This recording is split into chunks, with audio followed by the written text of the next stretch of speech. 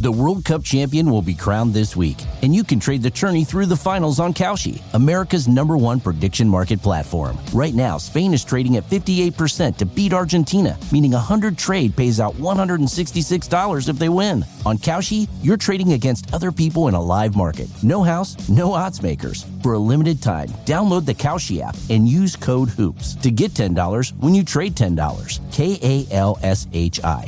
Kalshi. Trade the beautiful game. 18 plus only. Restrictions and eligibility requirements apply. Event contract trading involves risk and may not be suitable for all investors. Kalshi products are not available in all jurisdictions. Prices, values, and available markets may differ from those mentioned. For more information, see kalshi.com/regulatory. Hey listeners, this is Peter and welcome back to the History Shorts. Today's episode is brought to you by the Podcast Republic, your ultimate listening app. Discover and subscribe to thousands of podcasts from around the world. Download Podcast Republic today, available on Google Play and the Apple App Store. Today on History Shorts. In October of 1865, a letter arrived at the boarding house in Washington, D.C. It was from a mother in Brooklyn. Her son had been captured at the Battle of Cedar Creek a year earlier. She had heard nothing since. "I still cherish a hope," she wrote, asking if anyone could tell her anything at all about what happened to her son. She was not writing to the United States Army. She was writing to a private citizen, a former schoolteacher and battlefield nurse named Clara Barton, who had set up an office on the third floor of her own boarding house entirely on her own initiative because the government that had sent her son to war had no system whatsoever for telling families what happened to the men who never came home. By the time Barton's office closed, more than 63,000 letters like that one had arrived. Our history brief today returns to History is Weird and why American presidents kept alligators at the White House.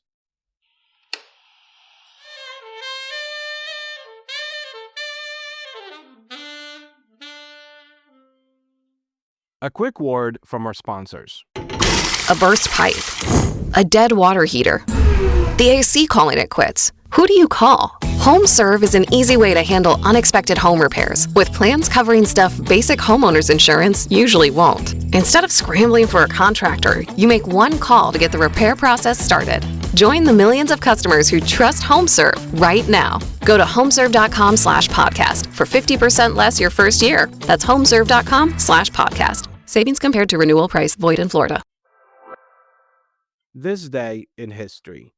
On July 19, 1848, the Seneca Falls Convention opened in New York, becoming the first women's rights convention in the United States. Organizers, including Elizabeth Cady Stanton and Lucretia Mott, called for equal rights and women's suffrage in the landmark Declaration of Sentiments. On July 19, 1903, the first Tour de France began, launching what would become the world's most prestigious cycling race and one of the greatest endurance competitions in sports. Story of the day. To understand why this office needed to exist, we really have to understand what the United States Army did not do during the Civil War. It did not notify families when a soldier was killed. It did not notify families when the soldier went missing. It did not notify families when a soldier was taken prisoner. If a family learned anything at all about a missing son, husband, or brother, it came informally. A letter from a chaplain who happened to know the man, a note from a fellow soldier in his regiment, an officer who took the time to write, or occasionally a name buried in a casualty list printed in a local newspaper days or weeks after the fact. There was no formal notification system. There was no government office responsible for tracking the missing. For roughly 620,000 soldiers who died in the war, and for the families of countless others who simply never returned and were never confirmed dead, this silence was not a bureaucratic inconvenience. It was a permanent, unanswered wound. Clara Barton had already spent the war years working close to the front lines. She had delivered supplies to Union camps, nursed wounded soldiers on actual battlefields, and earned the nickname the Angel of the Battlefield for the kind of hands on, unglamorous care that most respectable women of her era were not expected to provide. As the war drew to its end in early 1865, Barton turned her attention to a different kind of suffering, the suffering of the people left behind, waiting for word that in most cases would never officially arrive. She began receiving letters from desperate families almost by accident, as word spread that she had connections within military circles and a willingness to actually try to help.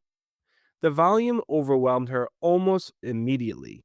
She set up what became known as the Missing Soldiers Office at her own expense on the third floor of her Washington boarding house where she lived. She refused to take payment for her work, turning down every small $1 donations on principle, determined that this would remain a humanitarian effort rather than a transaction. The process itself was painstaking and almost entirely improvised. When letters arrived asking about a specific soldier, Barton and her small staff of clerks would write to military contacts, search whatever incomplete records existed, and try to track down anyone who might have served alongside the missing man. At parole camps, where former prisoners of war returned to Union lines, Barton would personally ask arriving soldiers if they had any knowledge of the men named in her growing stack of letters. As the volume of inquiries grew beyond what direct correspondence alone could manage, Barton began compiling what she called the Rolls of Missing Men, comprehensive lists organized by state, published and distributed publicly with instructions for anyone with information to write to her directly. The first roll, published in June 1865, listed 1,533 names. By the time her work concluded in 1868, five separate rolls had been published, containing 6,650 names in total. President Andrew Johnson granted her access to government printing presses to produce them. Without that support, the cost of printing alone would likely have been prohibitive. A pivotal breakthrough came from a young man named Dorrance Atwater. Atwater had been a prisoner at the notorious Andersonville prison camp in Georgia, where he was assigned to help maintain the camp's official death records. Understanding the historical and personal importance of those records, Atwater secretly kept his own copy as he worked, a quiet act of preservation that gave Barton something her office desperately needed.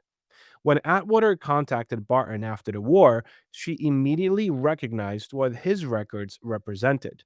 She petitioned the Secretary of War for permission to travel to Andersonville herself to help identify graves and mark the burial sites of the nearly 13,000 Union soldiers who had died there.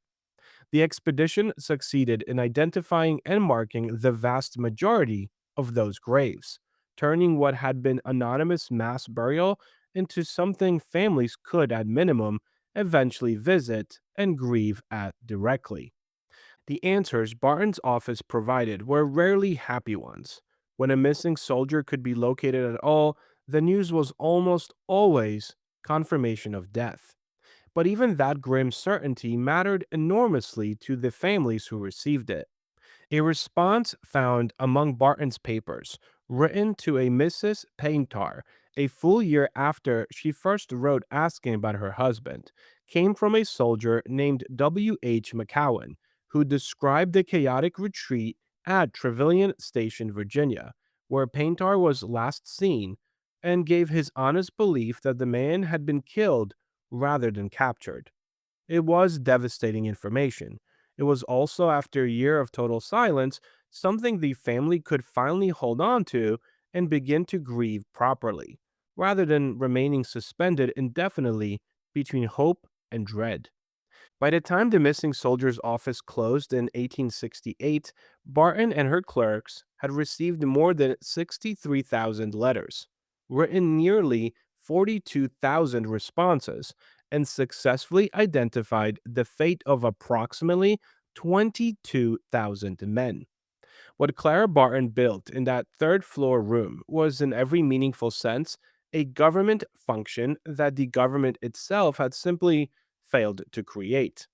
There was no Department of War notification system. There was no casualty office. There was no formal mechanism connecting the families desperate for information to the records that, in many cases, already existed somewhere within military files, scattered, unindexed, and functionally useless to the people who needed them most.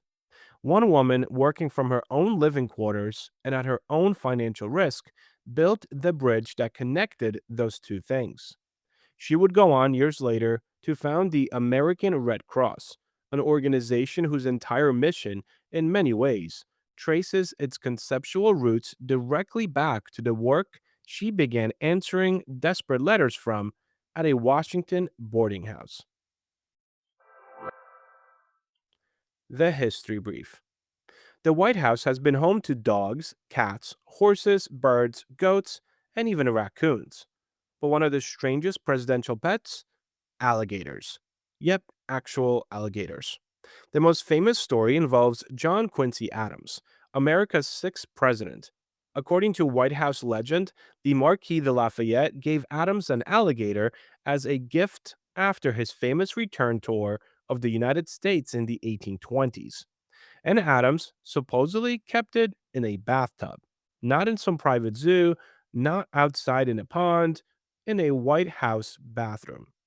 Even better, the story claims Adams enjoyed using the alligator to surprise or terrify visitors who wandered too close. Now, historians debate how literally we should take every detail of that story. Presidential pet legends are often exaggerated over time.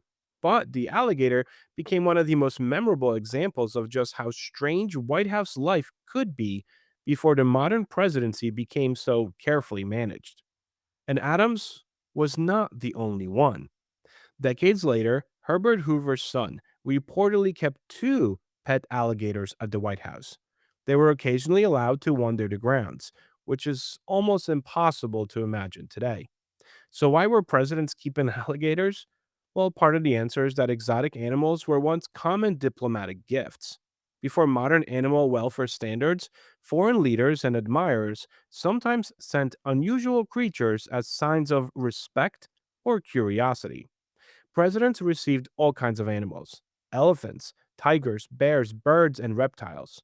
Some ended up in zoos, others briefly became part of the White House life. There's also a cultural difference here, too. In the 19th and early 20th centuries, keeping unusual animals was often seen as a sign of status, adventure, or scientific curiosity. The White House was not yet the tightly controlled, security heavy institution that we know today. It was more open, more informal, and sometimes much weirder. But there's also something oddly fitting about this. The presidency is usually wrapped in marble, flags, speeches, and ceremony. Stories like this remind us that presidents were also people living in a house, with families, pets, odd gifts, and occasional chaos. Today, an alligator in the White House would trigger security alerts, animal control, and probably congressional hearings. But in earlier America, it was apparently just another presidential pet. Thank you so much for spending some time with me today and helping make this little show such a mighty success. If you enjoy this show and would like to help with its production, you can always donate a few dollars at buymeacoffee.com or become a Patreon member to enjoy these episodes ad-free. Both of those links can be found on our website at www.historyshortspodcast.com. And don't forget to check out our YouTube channel where we have different series that are not part of this main feed. Have a great rest of your day, and I will talk to you all again tomorrow. The World Cup champion will be crowned this week, and you can trade the tourney through the finals on Kalshi, America's #1 prediction market platform. Right now, Spain is trading at 58% to beat Argentina, meaning 100 trade pays out $166 if they win. On Kalshi, you're trading against other people in a live market. No house, no odds makers. For a limited time, download the Kalshi app and use code HOOPS to get $10 when you trade $10. KALSHI. Kalshi. Trade the beautiful game. 18 plus only. Restrictions and eligibility requirements apply. Event contract trading involves risk and may not be suitable for all investors. Kalshi products are not available in all jurisdictions. Prices, values, and available markets may differ from those mentioned. For more information, see kalshi.com/regulatory.